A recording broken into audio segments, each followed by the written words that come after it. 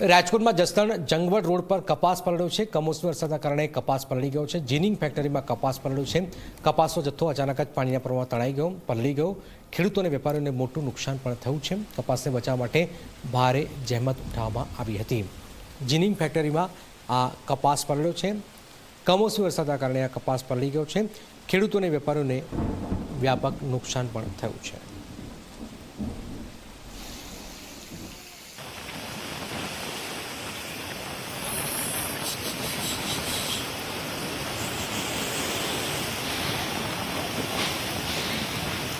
કપાસ પલળી ગયો છે। આપ જોઈ રહ્યા છો, આગાહી હતી તો શા માટે ધ્યાન ન રાખવામાં આવ્યું એ પણ સવાલ છે, પણ કમોસમી વરસાદના કારણે આ કપાસ પલળેલો અહીંયા જોવામાં આવી રહ્યું છે।